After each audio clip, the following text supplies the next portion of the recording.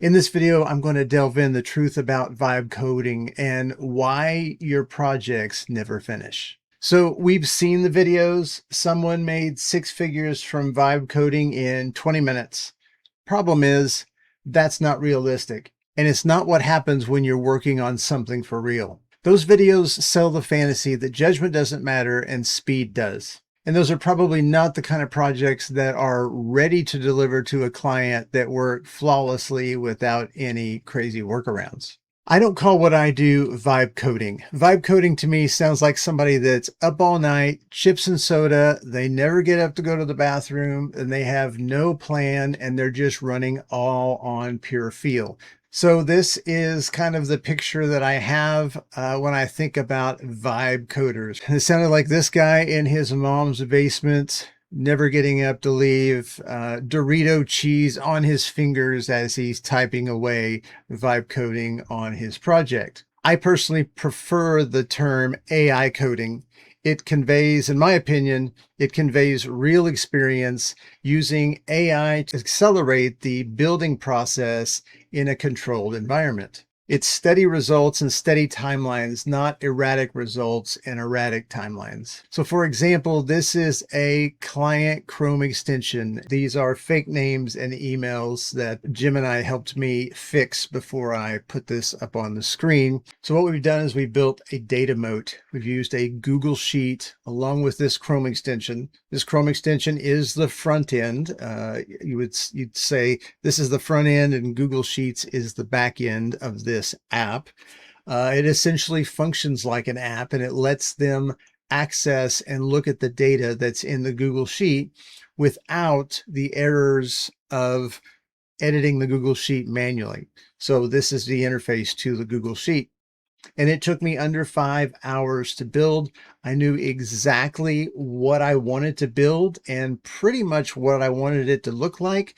There is some additional features I added here based on need and based on wants of the client and of myself to make it look really good.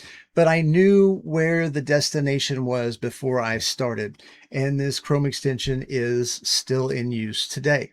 So the difference in Joe and I is not vibe coding versus not vibe coding. It is knowing what you want at the end before you start. Now, it is normal to have a few throwaways, and it's normal to have some quick builds and to have small fixes that need to happen with something you're building.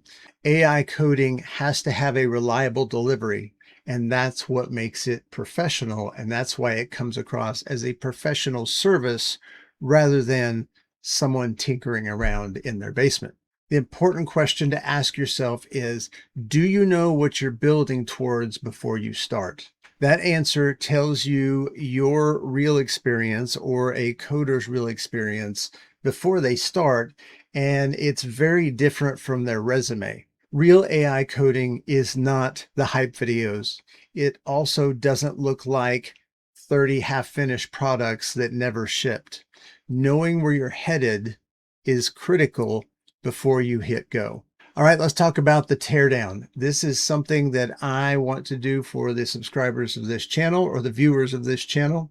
I want you to send me a video link of what is broken that you're working on right now. So if it is a AI coded project and you're stuck, walk me through your project, walk me through where you're stuck, and use the link in the description, and it'll also be pinned in the comments, to send me that video. Here's what's going to happen. I'm going to create a video response trying to diagnose and maybe help you with where I think you're stuck and where you should proceed. The second thing is that's going to become a video on this channel. So don't send me stuff that you don't want on the YouTubes forever. The link is in the description. It's also pinned in the comments. Send me your project. I'd love to see them. I'd love to help the best I can. And I thank you for watching this video, and I will see you next time.